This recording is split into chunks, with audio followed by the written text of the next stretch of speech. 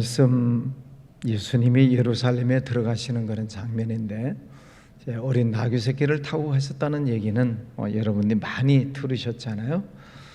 오늘 그 말씀을 또 한번 보려고 합니다. 아무도 타보지 않은 나귀 새끼가 있는 것을 보고 예수님이 끌고 와라 하고 예수님이 타고 가시죠. 아무도 타보지 않은 나귀 새끼, 그러니까 아직 어린 나귀 새끼죠. 저는 시골에서 자라서 송아지를 압니다. 태어나서 얼마 되지 않은 송아지는 일을 시키지 않습니다. 이제 중소쯤 돼야 이제 코를 뚫고 또 이제 일을 시키기 위해서 뭐라고 해야 되나요? 멍에를 메고 또 바위 같은 것을 올려놓고 끌고 다니는 이제 그런 연습을 시키는 장면을 어렸을 때 봤습니다. 그러면 이게 쟁기질 훈련하는 것을 큰 돌덩이에 올려놓고 끌고 가면 그 위에 또 타고 앉아가지고 다녔던 어린 기억이 나는데요. 그보다도 더 어린 나귀 새끼, 아무도 타보지 않았다는 얘기는 아무런 일도 하지 않았다 하는 것이죠. 그러니까 그 주인의 말대로 이 어린 나귀 새끼를 무엇에 쓰려고 하느냐, 아직은 쓸 때가 아니다, 지금 그런 말이죠. 자, 이 말은 이제 우리의 신앙생활로 우리가 들어와서 이 말씀을 보면, 나는 아직 신앙이 어립니다. 나는 아직 교회 다닌 지 얼마 되지 않습니다. 나는 믿음이 없습니다. 나는 교회 일을 해본 적이 없습니다. 그렇게 해석을 할 수 있겠죠. 해본 적이 없는 거죠. 근데 예수님께서 그 나귀 새끼를 풀어서 끌고 와라, 주님이 쓰시겠다는 거예요. 그런데 나귀 새끼 입장에서 보면은 두려운 일이지 않겠습니까? 일을 해본 적도 없는데 사람을 태운다라고 하는 것은 겁나는 일이죠. 그런데 지금 이 나귀 새끼가 어떤 상태에 있나요? 매여 있는 것을 보리니, 나귀 새끼가 지금 매여 있어요. 그러니까 자기 마음대로 돌아다니는 것도 아니고 매여 있다. 그런 말은 어떤 자기의 습관에 매여 있다는 말일 수도 있고, 자기의 생각에 매여 있을 수 있다는 것도 있고, 자기 생활에 얽매여 있을 수도 있고, 그러니까 주님이 쓰시겠다라고 할 때 얼른 갈 수가 없는 거예요. 생활이 바쁩니다. 하는 일이 많습니다. 또 다른 일을 저는 할 수가 없습니다. 이렇게 매여 있는 사람들이 많습니다. 자, 그렇게 연약한 그런 동물이지요. 자, 그럼에도 불구하고 예수님께서는 가서 풀어 끌고 오라. 풀어 놓아 다니게 하라. 죽었던 나사로를 예수님께서 살리실 때에 돌문을 옮겨 놓아라. 그리고 그 무덤 안에 있는 시신 나사로를 향해서 나사로야 나오너라 그랬더니 배로 동인 채로 나왔다. 수의를 입혀놓은 채, 꽁꽁 묶어놓은 채로 어쨌든 강시처럼 나왔는지 나왔죠. 그런데 예수님께서 풀어놓아 다니게 하라, 그런 말씀을 하세요. 오늘 말씀에도 보면 풀어 끌고 오라. 사람들이 왜 하나님의 일을 하지 못하냐면 매여 있는 거예요. 자기 생활에 매여 있어요. 또 자기 생각에 꽁꽁 매여 있어요. 그러니까 하나님의 일을 할 수가 없는 것입니다. 그런데 예수님은 풀어 끌고 와라 말씀하십니다. 풀어 놔야 됩니다. 여러분의 생각도 풀어 놔야 되고, 여러분의 생활도 풀어 놔야 되고, 얽매여 있는 것으로부터 나 자신을 풀어 놔야 우리가 주님의 일을 할 수 있게 되지요. 어떤 습관, 내 고집, 내 어떤 행동 반경, 이런 모든 것들로부터 풀어놔야 됩니다. 여러분, 하나님의 일을 할 때 늘 이렇게 풀어놓으시기를 바랍니다. 그래야 우리가 하나님의 일을 할 수가 있습니다. 자, 그 다음에 나귀 새끼를 7절, 나귀 새끼를 예수께로 끌고 와서, 그 나귀 새끼를 풀어서 다른 데로 가버리면 안 되죠. 다른 데로 가버리면 뭐 세상에 의해서 끌려다니는 사람도 있고, 권력에 의해서 끌려다니는 사람들도 있고, 뭐 하여튼 세상 쾌락에 끌려다니는 사람들도 있고, 분명히 끌고 오다가 다른 데로 가버리는 경우들도 많아요. 그런데 나귀 새끼를 끌고 예수께로 끌고 왔다. 예수님 앞에 와야 예수님의 일을 할 수 있게 되는 것이죠. 여러분은 이미 예수님 앞에 오셨지만 여러분 주변에 있는 분들 잘 보세요. 뭐인가 묶여 있어서 아무것도 못하는 거예요. 특별히 우상에 묶여 있는 분들, 또 미신에 묶여 있는 분들 보면은 저도 제 어렸을 때 생활이 미신의 환경이었으니까 미신적인 삶을 보면은 못 하나도 함부로 못 박아요. 방에 못 하나 박는 것도 손 없는 날 해야 돼. 또 아니면 이사를 한다? 큰 일을 한다? 그럼 무당한테 물어봐야 돼요. 매여서 꼼짝달싹 못하는 것입니다. 그러므로 우리가 하나님의 일을 해야 될 사람들을 예수께로 끌고 와서 예수님 앞에 데리고 오는 것이 중요합니다. 여러분 전도 대상자들, 또 아니면은 아직도 새신자, 또 교회 일을 아무것도 하지 않고 있는 사람들이 우리 교회 안에도 있을 수 있어요. 그냥 예배만 드리고 막 왔다 갔다 하는 자기 생활에 꽉 매여 있는 사람들이 있습니다. 그분들을 예수님에게로 끌고 오는 것이 중요합니다. 그래서 성경 공부도 하게 하고, 또 봉사할 때 같이 봉사에 참여하기도 하고, 그래서 하나님의 일을 할 수 있도록 하는 것이지요. 자, 끌고 왔습니다. 그랬더니 7절에 자기들의 겉옷을 그 위에 얹어 놓으매. 자, 어떤 사람은 그 나귀에게 겉옷을 얹어 놓는 사람도 있고, 또 어떤 사람들은 나뭇가지를 베어 가지고 펼치면서 막 소리를 지르는 사람들도 있고, 또 어떤 사람들은 호산나 찬송하리로다 또 찬송을 부르는 사람들도 있고. 지금 이 나귀 새끼 입장에서 보면은 어리둥절할 일이죠. 저 논밭에 매어 있는 그 아무것도 하지 않은 그 나귀 새끼가 갑자기 왔는데 막 옷을 입혀주지요. 막 나뭇가지를 막 흔들면서 막 환호하고 있지요. 막 찬송을 부르고 있지요. 그래 얼마나 어리둥절한 그런 모습입니까? 그런데 그 위에 7절 예수께서 타시니, 그 위에 예수님이 올라 앉으셨다는 말입니다. 지금 나귀 입장에서는 굉장히 부담스러운 일이에요. 한 번도 사람을 태워본 적이 없어요. 그런데 예수님이 또 얼마나 또 무겁겠습니까? 70kg, 80kg 이상 나갔겠죠. 그 사람을 태웠다는 것은 굉장히 무거운 일입니다. 자, 그런데 그 나귀 새끼를 탔다는 것은 예수님 입장에서 보면은 힘을 쓰면 사람을 태울 수 있는 그런 힘이 있다는 것을 예수님은 아시니까 그 어린 나귀를 타셨지 않겠습니까? 너무 어려가지고 타면은 허리 등뼈가 부러진다 그러면은 못 타는 거죠. 그런데 예수님은 그런 정도는 다 파악을 하셨기 때문에 어린 나귀를 타시게 된 거지요.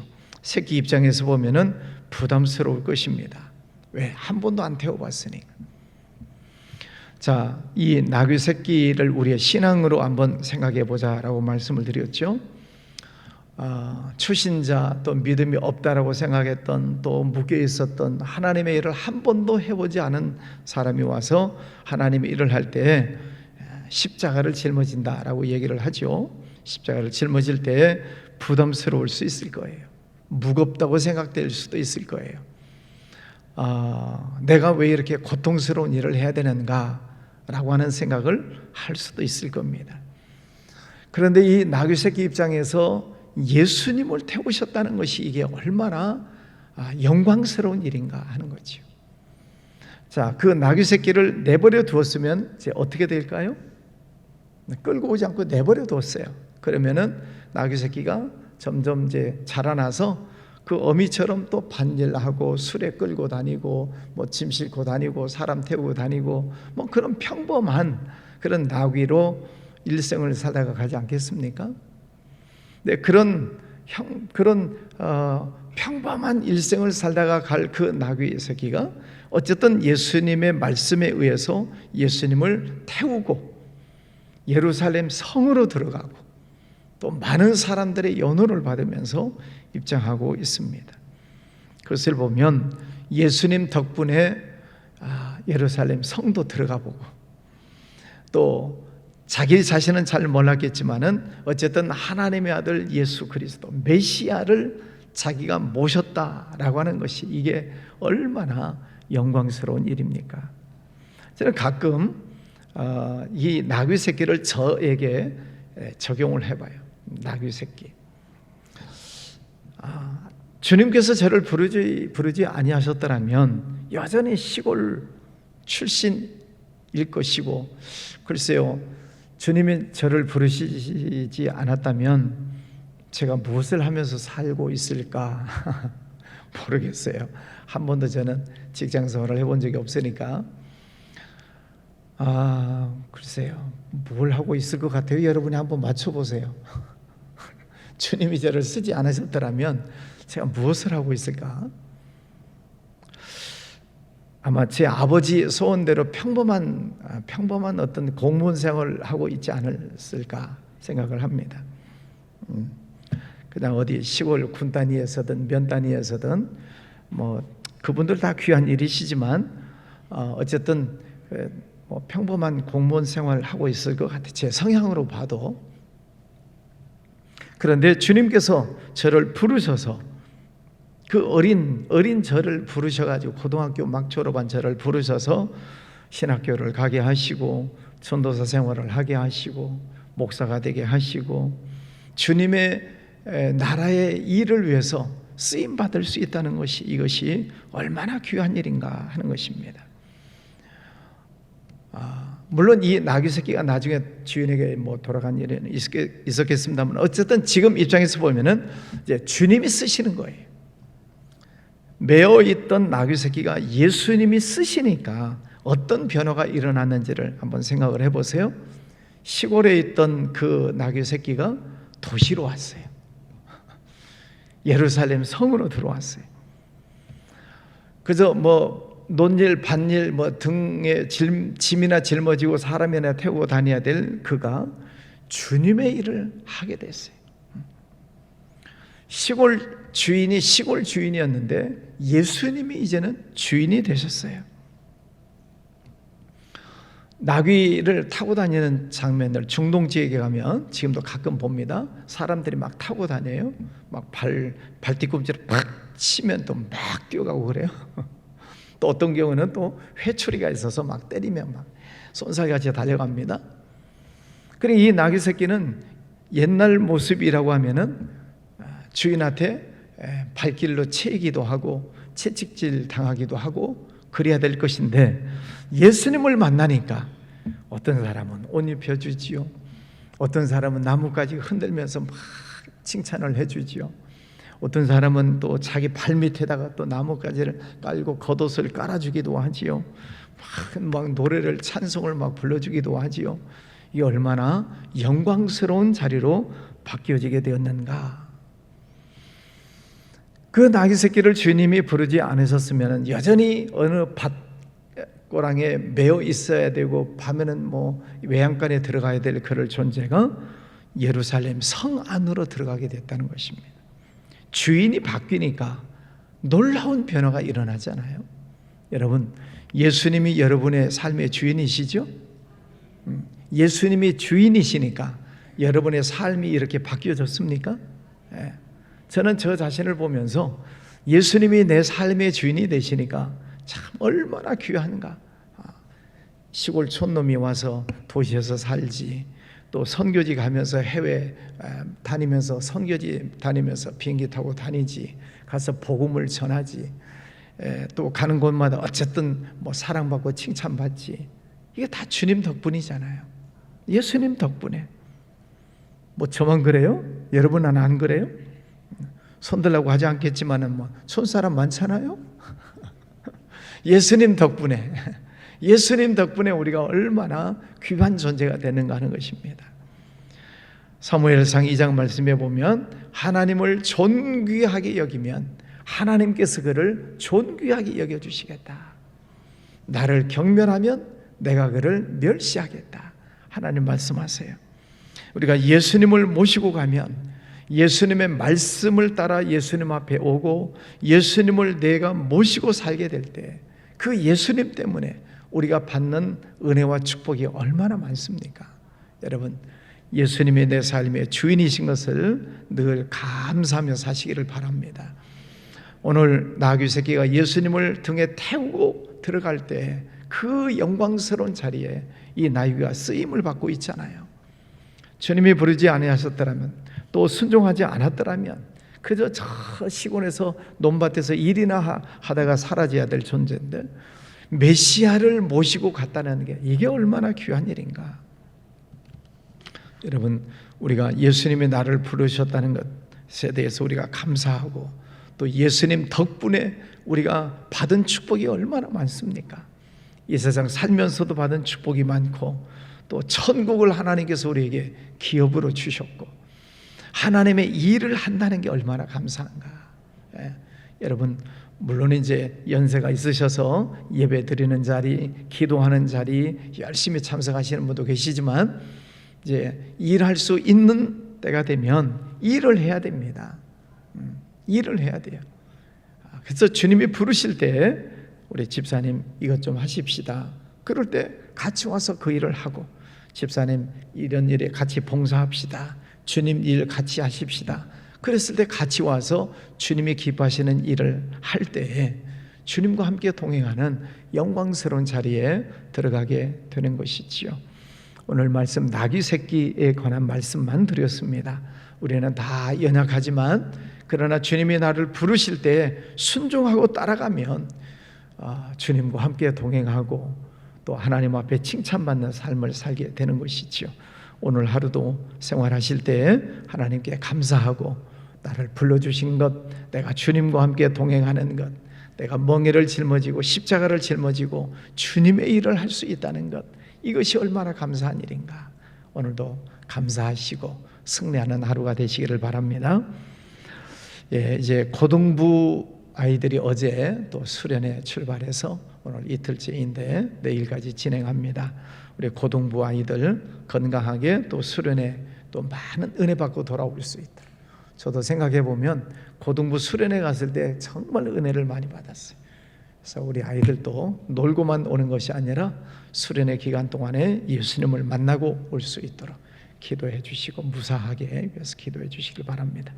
또 앞으로도 계속 성경학교 수련회 또 뭐 이제 또 단기 선교 계속 앞으로도 8월 말까지 계속 진행되는데 계속 기도해 주시기를 바랍니다.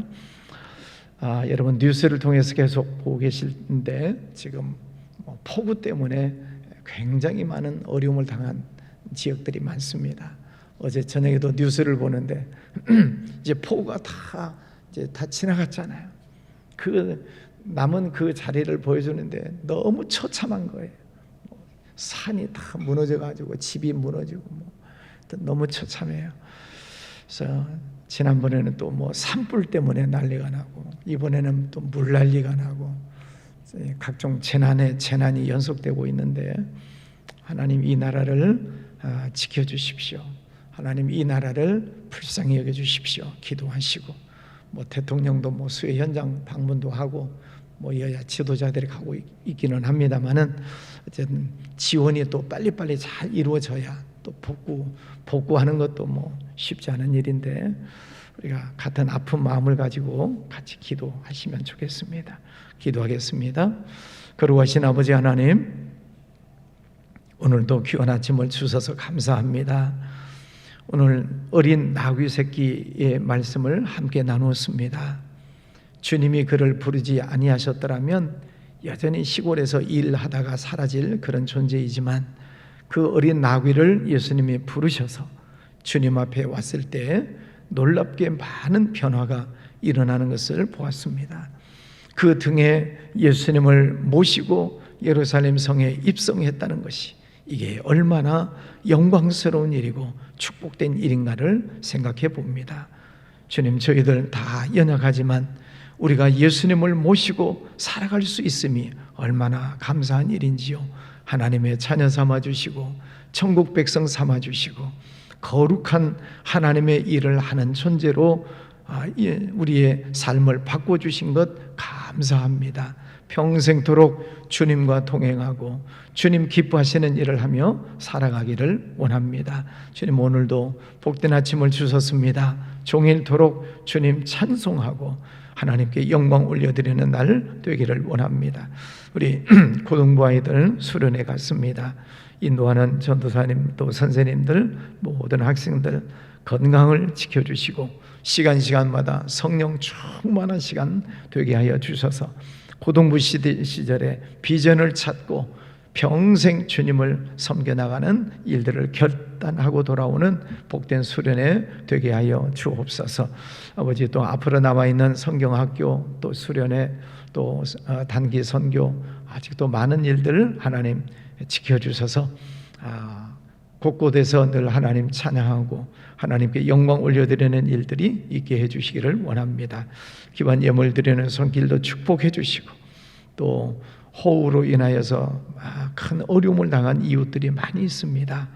인명 피해도 많이 나고 재산 피해도 나고 여러 가지 힘들고 어려운 일들 많습니다. 하나님께서 위로해 주시고 또 빨리 잘 복구가 될 수 있는 은혜도 허락해 주시기를 원합니다. 이 나라를 하나님 불쌍히 여겨주시고 여러 가지 재난들이 자꾸 일어나고 있습니다. 아버지 하나님, 이 나라를 불쌍히 여겨주셔서 주신 선교의 사명을 잘 감당할 수 있도록 우리나라를 영적으로 새롭게 하여 주시옵소서. 저 북한 땅도 불쌍히 여겨주시고 엉뚱한 도발하지 못하도록 막아주시고 주님 은혜로 통일이 될 수 있는 날을 허락하여 주시옵소서.